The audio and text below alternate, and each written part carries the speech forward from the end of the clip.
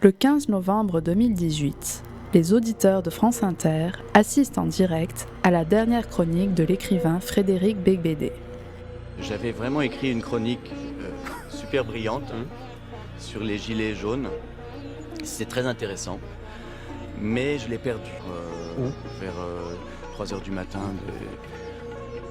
d'une nouvelle boîte qui s'appelle Medellin. Face à des collègues qui cachent mal leur stupéfaction, ils s'enfoncent pendant plus de 3 minutes dans un verbiage lunaire. Pardon, amis auditeurs. Oui. Pardon. Ouais. C'était en tout cas la dernière chronique de Frédéric Beigbeder. Les conséquences, pour lui, seront le renvoi, ou plutôt la démission téléguidée. Mais si le malaise est palpable, Beigbeder éclaire ce passage d'une remarque qui peut être intéressante sur la figure de l'écrivain. Les oiseaux de nuit sont plus intelligents que les pinsons de l'aube. Cette relation qu'entretient l'auteur avec la drogue va nous permettre de réfléchir à la question sous le prisme de la littérature. Quelles sont les œuvres dont c'est un thème majeur ? Désentravent-elles la créativité ? Ou au contraire, est-elle un cul-de-sac pour les auteurs ? Bien, comme je vous le disais, se droguer c'est mal. Il ne faut pas vous droguer.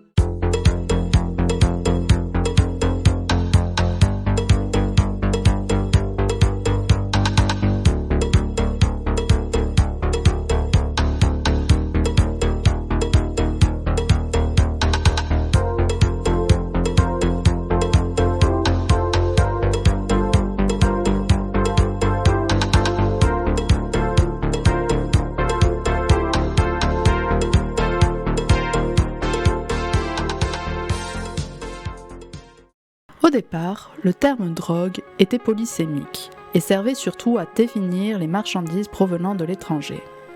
C'est à partir des années 60 et de la répression qui a commencé pour endiguer le phénomène de la toxicomanie que le mot a pris une connotation négative. Une définition simple induit 2 facteurs importants, les effets sur l'organisme et l'accoutumance.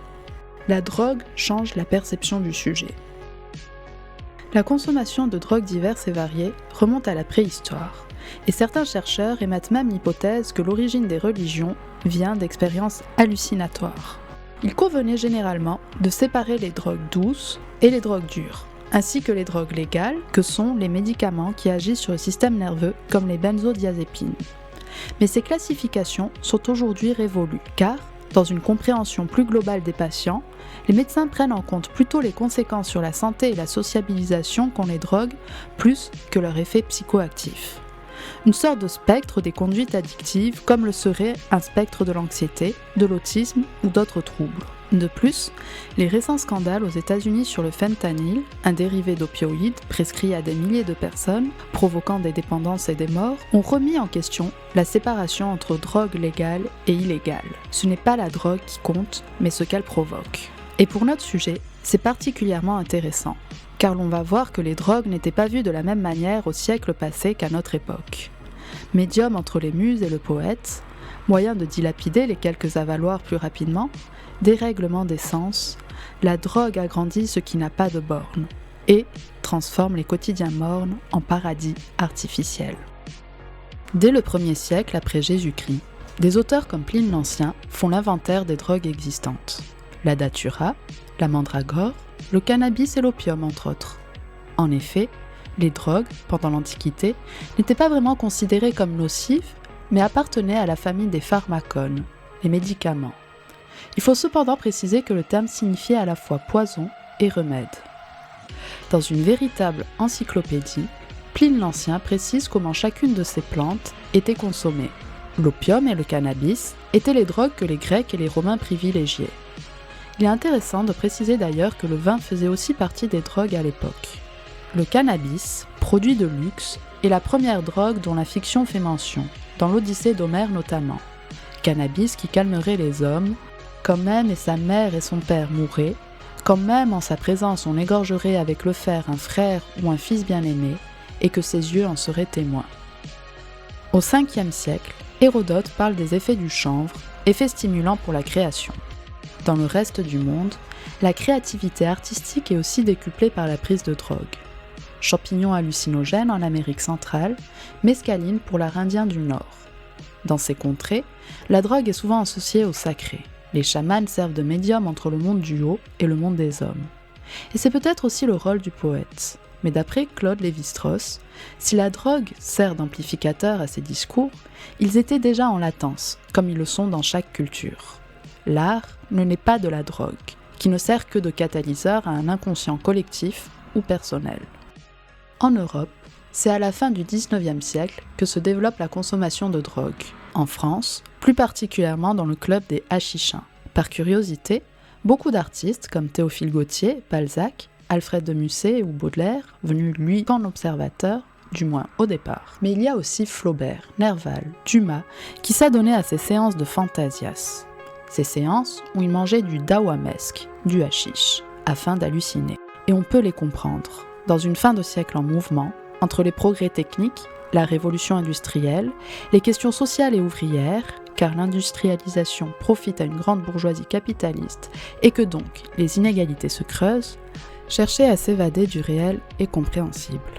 Tout est bon pour se dissocier de cette époque où le réel semble percer l'imaginaire, car si le romantisme parvient encore à cohabiter avec des mouvements littéraires plus prosaïques comme le naturalisme, la lutte entre idéal et réalité semble de moins en moins égalitaire. Ennui, révolte et subjectivité laissent progressivement place à une figure tutélaire, celle de l'auteur comme guide du peuple. Guide qui décrit ce qui ronge la société. Mais le siècle est aussi celui du renouveau. Renouveau incarné par Baudelaire, l'inclassable. Baudelaire, en plus d'être le pionnier d'une modernité héritière du classicisme et du romantisme, est ce que l'auteur Jean Telet appelle le premier punk de l'histoire. Adepte de prostituées, mais nous verrons cela dans une prochaine vidéo, entretenant avec sa mère une relation qui frôle l'inceste, il est aussi connu pour sa consommation de drogue. Les expérimentations du club des hachichins engendrent une véritable fascination chez lui. Dès le matin, il se sustente de barres de hashish. Il parle des effets de la drogue dans le poème « Le poison des fleurs du mal ». Ce poème appartient à la partie spleen et idéal, partie la plus importante du recueil. Dans ce poème, il cherche à atténuer le spleen, d'abord avec le vin, puis avec l'opium. Le terme vient du grec « spleen », qui signifie la rate, là où se trouve la bile noire. Dans l'Antiquité, cette substance était source de conflits, de rancœurs et de perte de contrôle. Le XIXe siècle, comme nous l'avons vu, oppose les valeurs marchandes, la place de plus en plus importante du capital et de la productivité, à l'errance créative des poètes. Ceux-ci, emblématisés par le personnage de Chatterton de Vigny, sont partagés entre leur aspiration et cette vie. Ils sont de fait de plus en plus pauvres, de moins en moins reconnus dans la société. Le spleen pour Baudelaire, c'est l'ennui, la crise existentielle du poète, les idées noires, une ouate qui foute la vie même. L'idéal, c'est la recherche d'un absolu, de la beauté, issue de souvenirs, de rêves ou comme ici d'un ailleurs. La drogue serait donc un remède au spleen, contrairement à ce que laisse penser le titre, une porte d'entrée vers un paradis, même artificiel. Laisser les paradis artificiels paraît en 1860. Composé de deux parties, l'une traitant du hashish, l'autre de l'opium, il mélange traités scientifiques et métaphysiques sur ses expériences et commentaires littéraires sur le livre de Thomas de Quincey, Confession d'un mangeur d'opium anglais. Cette étude de cas lui permet de décrire les conséquences de la prise d'opium. Si la drogue et le poète ont selon Baudelaire une relation particulière, le poète véritable n'en a pas besoin pour écrire. Et cela rejoint la conclusion que tirait déjà Théophile Gautier quant à son apprentissage au sein du club des hachichins. Après une dizaine d'expériences, nous renonçâmes pour toujours à cette drogue enivrante. Non qu'elle nous eût fait mal physiquement, mais le vrai littérateur n'a besoin que de ses rêves naturels, et il n'aime pas que sa pensée subisse l'influence d'un agent quelconque.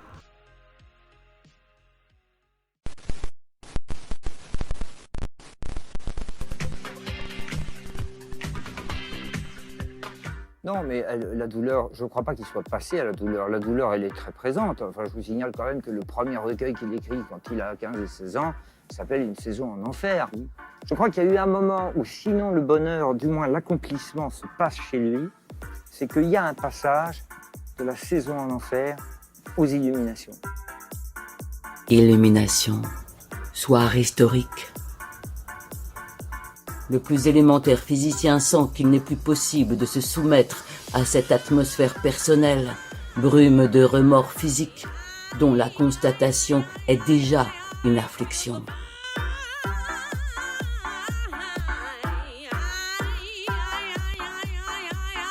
Rimbaud consomme lui aussi de la drogue. En 1871, dans sa célèbre lettre à Paul Démeny, il dit qu'il faut être voyant, se faire voyant. Le poète se fait voyant par un long, immense et raisonné dérèglement de tous les sens. Dans le poème Matinée d'ivresse, il décrit la montée et la descente qui suit la prise de drogue. Encore une fois, celle-ci sert de médium entre un monde parallèle, le monde des mots, de la beauté et des dieux, dont le poète devient l'intermédiaire et l'interprète. Le dérèglement des sens mène à la création poétique, traduit un langage inaccessible pour le commun. Il ne s'agit donc pas d'une fin en soi, mais bien d'une marche pour l'élévation du poète. Si les illuminations semblent faire mention de drogue à plusieurs reprises, elles ne sont pas assez nombreuses pour devenir un trait constitutif du jeune homme. Ces hallucinations semblent en effet plus la résultante à la fois du génie intrinsèque de Rimbaud que de deux phénomènes. Le premier sont les visions hypnagogiques. L'état hypnagogique est l'état dans lequel on se trouve lors de l'endormissement, état propice aux hallucinations auditives ou visuelles. Les rêveries de Rimbaud seraient donc source d'inspiration pour ses poèmes. L'autre phénomène est ce qu'on appelle la synesthésie. Rimbaud aurait pu être synesthète. La synesthésie, c'est quand plusieurs sens sont liés de manière durable. Il existe par exemple la synesthésie dite graphème-couleur, qui associe les couleurs et les lettres. Le poème voyelle de Rimbaud peut aller dans ce sens. Mais selon le docteur en neurosciences Jean-Pierre Vigne, l'abus de substances de Rimbaud aurait pu favoriser cet état synesthésique. Il faut aussi préciser que la synesthésie, le mélange entre les sens, permet de créer des images, des métaphores. Et parallèlement, la création de métaphores favorise la coopération entre les deux hémisphères du cerveau, ce que des médecins avaient déjà montré au XIXe siècle. Les deux pourraient donc être entrelacés et s'influencer mutuellement, une compétence qui s'acquiert et se travaille. Drogue, vision, plasticité cérébrale, quoi qu'il en soit, Rimbaud ouvre la porte au XXe siècle, un siècle où le rêve n'est plus cadenassé et où la drogue a libéré l'inconscient littéraire. Si le tout début du XXe siècle est celui de l'insouciance, ce qu'on appelle la Belle Époque, où la stabilité politique et économique engendre une période d'exubérance et d'euphorie dans les franges les plus aisées et artistiques, avec l'essor des music-halls, des cabarets, mais aussi des stations balnéaires, l'inauguration d'un musée par un certain François-Ferdinand d'Habsbourg-Lorraine, inauguration qui finit mal, sonne le glas de cette légèreté. Bon, au début de la guerre, les mobilisés étaient optimistes, car ils pensaient qu'elle serait courte. Mais on connaît tous les conséquences de celle-ci. 18,6 millions de morts, une génération traumatisée et ce qu'on appelle les gueules cassées, l'épidémie de grippe espagnole qui aurait été favorisée par le brassage de population, instabilité politique, destruction de territoires, etc., etc., etc. Pendant la guerre, de jeunes personnes décident de ne pas se soumettre à ce qu'ils considèrent comme absurde. Cet effort de guerre qui rafle toute une génération. La Suisse accueille les jeunes refusant la guerre et c'est ainsi que Tristan Tzara s'y rend contre l'avis de son père et y rencontre Hugo Ball accompagné de sa femme Amy Hennings. Le 5 février 1916 est inauguré le Cabaret Voltaire, café littéraire, centre des dissidences et de divertissement artistique. Et c'est là que naît le dadaïsme. Le dadaïsme trouve son nom le 8 février 1916 lorsque Tristan Tzara ouvre par hasard un dictionnaire. Ce mouvement veut casser les normes, qu'elles soient formelles, sociales ou culturelles, en libérant l'inconscient et lui donnant une place de choix dans les œuvres. Désacralisation de l'art, on pense tous à La Fontaine de Marcel Duchamp, et rupture avec l'héritage du passé sont les deux maîtres mots du dadaïsme.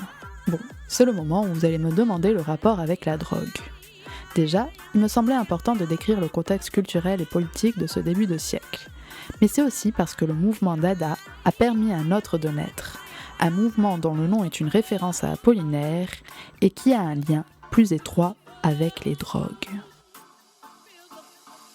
Créé en France en réaction au dadaïsme, Le surréalisme, s'il a les mêmes portées iconoclastes que ce dernier, veut aller au-delà dans la création artistique, mais vise aussi à libérer l'homme. Comment ? En s'engageant politiquement déjà, mais surtout en libérant son inconscient. Et pour cela, tous les moyens sont bons. Il s'intéresse aux toutes nouvelles théories psychanalytiques, à l'alcool et à diverses drogues qui permettent aux zones enfouies de l'homme de s'exprimer. Plus de tabou, le mystère de l'homme n'a pas à être résolu, comme au siècle précédent, avec le décortiquage des déterminismes sociaux ou biologiques. Non, il est une forêt à explorer, une forêt toujours plus profonde. Entrer dans cette forêt n'est pas une mince affaire pour le poète, qui doit longer les limites avec des expérimentations comme l'écriture automatique, mais aussi les privations de sommeil, de nourriture, la prise de drogue, tout cela afin de se soumettre à l'accablante hygiène du délire. Pourtant, les surréalistes ne s'accordent pas sur ce sujet, comme sur bien d'autres par ailleurs. Aragon rejette complètement la drogue. Breton la condamne aussi, bien qu'apparaît dans un de ses ouvrages Un rêve de hashish.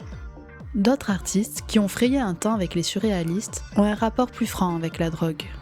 Antonin Artaud avec le laudanum et l'opium, qui lui permettent de se libérer, de surélever son esprit. Si l'opium est plébiscité dans les milieux surréalistes, le mouvement, dans sa préface même, annonce que c'est l'art, le surréalisme, qui est la drogue, qui est le rêve. Mais l'opium s'impose dans la vie d'Artaud, alors même que Jean Cocteau avait dit que l'opium désocialise.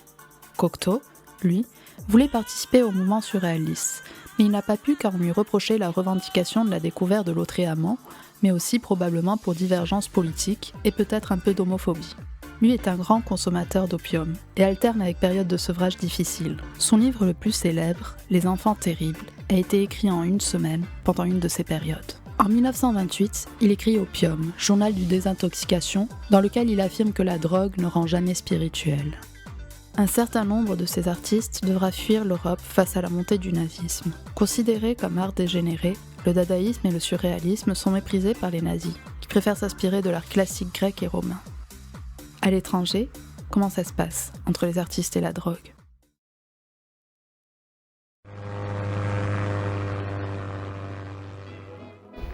C'est une chose bien curieuse. Il y a deux drogues maintenant qui se ressemblent dans leurs effets, c'est la mescaline et puis il y a l'acide lysergique qui est aussi une drogue synthétique qui produit exactement les mêmes effets. Et la chose étonnante dans ces deux cas, c'est qu'ils ont des effets fantastiques sur l'esprit. Depuis la plus haute antiquité, l'homme a tâché de s'évader de son être normal et trop ordinaire, trop humain.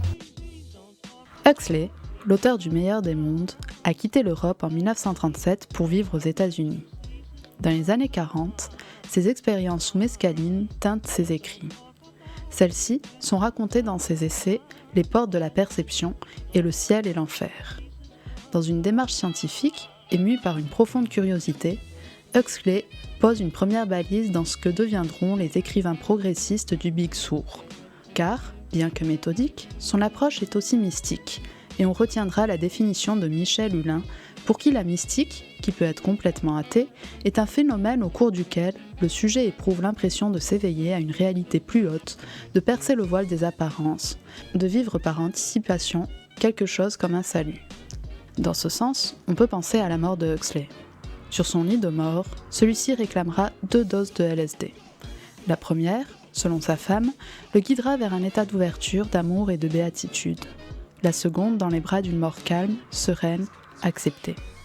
Cette drogue était celle qui ressemblait le plus à celle décrite dans son dernier roman, L'île. Aldous Huxley meurt en 1963, un an après la publication de L'île. Mais la drogue a jeté une ombre plus longue sur l'œuvre de William S. Burroughs, influençant un grand nombre de ses romans. Burroughs a étudié la médecine lorsqu'il était jeune, études qui ont aiguisé sa curiosité sur la chimie du cerveau et par extension sur les drogues. C'est en 1944, alors qu'il vit avec Joanne Vollmer, sa future épouse, Jack Kerouac et Eddie Parker, qu'il essaie l'héroïne et la morphine. Mais en 1951, il tue sa femme lors d'un voyage au Mexique. Saoul, il voulait reproduire un tour dans lequel il devait atteindre une jarre d'eau placée sur la tête de Joanne avec son revolver. il est inculpé pour homicide involontaire, relâché quelque temps plus tard. Et le cauchemar commence. Il voyage à la recherche d'une drogue du nom de Vaguet, en Amérique du Sud, en Afrique, s'installe à Tanger où sa consommation l'entraîne dans une véritable catabase. Mais celle-ci ne sera pas vaine, car c'est lors de cette période qu'il accouchera du manuscrit Interzone, que son ami Kerouac renommera le festin nu. De quoi parle le festin nu ? Notes décousues, obscènes, rédigées sous coke, sous héroïne et sous diverses drogues hallucinogènes, le festin nu est parfois réagencé grâce à la technique du cut-up. Technique inventée par Burroughs, qui consiste à découper, à recoller des textes littéraires, ou non, procédé qui laisse une place de choix au hasard, comme le faisaient les surréalistes. Dans le festin nu, le lecteur suit l'esprit tortueux d'un toxicomane, dans un cauchemar où se mêlent politique, délire, orgie, vocifération et digression nébuleuse, tout cela dans un pays fictif nommé Interzone. Burroughs sera une figure importante de la contre-culture underground, mais aussi de la Beat Generation, auprès de Ginsberg et Kerouac, un mouvement transgressif qui teintera la culture internationale de la seconde moitié du siècle. Ce mouvement entend révéler l'unicité de chaque individu, s'affranchir du passé littéraire, des lois de la société et de la religion, libérer le rythme, la sexualité de chacun, possiblement par le biais de drogue. En plus des écrits de Burroughs dont nous avons parlé, les œuvres les plus emblématiques de la Beat Generation sont les poèmes Howl de Ginsberg et bien sûr Sur la route de Kerouac. La drogue est décrite dans ses effets précis. Une relation duplice qu'entretiennent ces auteurs avec elle est peut-être constitutive de leur génie. Compulsion, toxicité, mais aussi énergie vitale. La contraction entre le nom de ce groupe d'auteurs et le satellite Spoutnik vont donner, en 1958, le terme beatnik. Il a un double sens. D'un côté, être foutu, éreinté, à bout de souffle. Mais il s'agit aussi du rythme dans le jazz. À la base, le terme était péjoratif. Et pendant le McCarthyisme, il discriminait les beatniks comme une bande de communistes un peu fous. Kerouac n'a jamais accepté le terme d'ailleurs, même s'il a été repris par la génération des années 70. Véritable mouvement contestataire et générationnel, les beatniks vont déferler de l'ouest à l'est, puis dans le monde entier. Mais maintenant, revenons en France. On peut parler d'Henri Michaud, qui, inspiré par la démarche des surréalistes, a expérimenté les drogues, la mescaline pour écrire, mais aussi la psilocybine, pour accéder à son subconscient et au processus créatif, et dans un but qui s'approche de la psychanalyse, il entend en effet, dans les années 50, s'inscrire dans un contexte de travail scientifique sur les psychoses expérimentales, et donc comparer les effets de drogue aux troubles psychiatriques. Mais le message est intraduisible. Le corps, sous influence, est ce qu'il appelle une tour de Babel de sensations qui parle à tort et à travers, en odeur, en son, en mouvement, comparables à ceux de la psychose. Et cela serait le but selon lui, car l'écrivain cherche une langue unique, sienne, et la drogue lui proposerait des phrases sans les mots, sans les sons, sans les sens. Une langue originelle donc, avant le moulage, la modélisation du langage.